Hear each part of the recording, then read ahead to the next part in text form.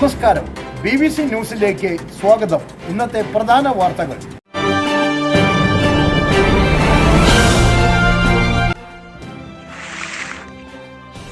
വയനാട് ദുരന്തത്തിൽ അകപ്പെട്ട് മരണപ്പെട്ടുപോയ മനുഷ്യാത്മാക്കളുടെ രക്ഷയ്ക്കായി നഗ്നപാതരായി ചാക്കുവസ്ത്രമണിഞ്ഞ് തൃശൂരിന്റെ രാജവീതികളിലൂടെ കവലകളിൽ മുട്ടുകുത്തി പ്രാർത്ഥിച്ച് കുരിശിന്റെ വഴിയുമായി നടന്നു നീങ്ങി അഗസ്റ്റിനും ജോസും.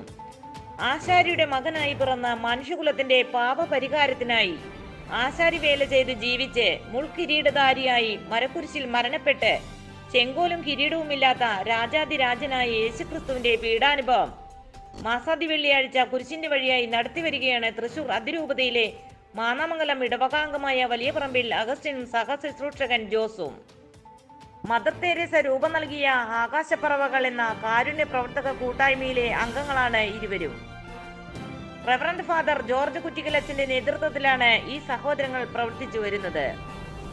തൃശൂർ ലൂർദുമാത ദേവാലയത്തിൽ നിന്ന് ആരംഭിച്ച കുരിശിന്റെ വഴി യാത്ര ഏകദേശം 8 കിലോമീറ്റർ സഞ്ചരിച്ച് ഒല്ലൂരിലെ യുപ്രാസിമ ദേവാലയത്തിൽ പര്യവസാനിച്ചു. സകല മനുഷ്യരുടെയും പാപമോചനത്തിനും ജയിലിൽ കഴിയുന്നവരുടെ മാനസാന്തരത്തിനും ദൈവനാമം മഹത്വപ്പെടുത്തുന്നതിനും വേണ്ടിയാണ് ഈ യാത്രയെന്ന് വലിയ പറമ്പിൽ അഗസ്റ്റിൻ പറഞ്ഞു.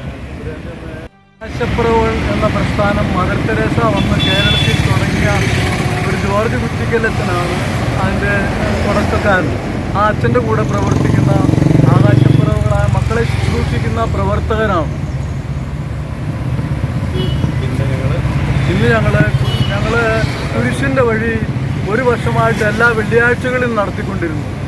ഇപ്പോൾ അതിനുശേഷം ഒരു വർഷം കഴിഞ്ഞാൽ ഞങ്ങൾ മാസത്തിലെ ഒരു ആദ്യ വെള്ളിയാഴ്ച കുരിശിൻ്റെ വഴി നടത്തുകയാണ്.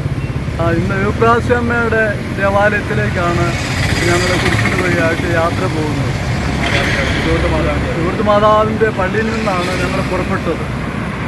കർത്താവിൻ്റെ നാമം മഹത്വം ഉണ്ടാകണം. ഈ ശുശ്രൂഷ ഇതിലൂടെ അനേകര് ദൈവ അനുഗ്രഹം ഉണ്ടാകുവാനും ദൈവത്തെ അറിയുവാനും ഇടയാവുക എന്നുള്ളതാണ് സഭയുടെ വിശുദ്ധീകരണവും നമ്മുടെ വ്യക്തിപരമായിട്ടുള്ള വിശുദ്ധീകരണവുമാണ് ഇതിലൂടെ ആഗ്രഹിക്കുന്നത്. നമ്മളെല്ലാവർക്കും വേണ്ടി പ്രാർത്ഥിക്കുന്നു. കുടുംബജീവിതം നയിക്കുന്നവർക്ക് വേണ്ടി, യുവകൾക്ക് വേണ്ടിയും വിദ്യാർത്ഥികൾക്ക് വേണ്ടിയും അങ്ങനെ അക്രമം നടത്തുന്നവരും ജയിലിൽ കിടക്കുന്നവർക്ക് വേണ്ടി എല്ലാവർക്കും വേണ്ടി ഞങ്ങൾ പ്രാർത്ഥിക്കുന്നുണ്ട്.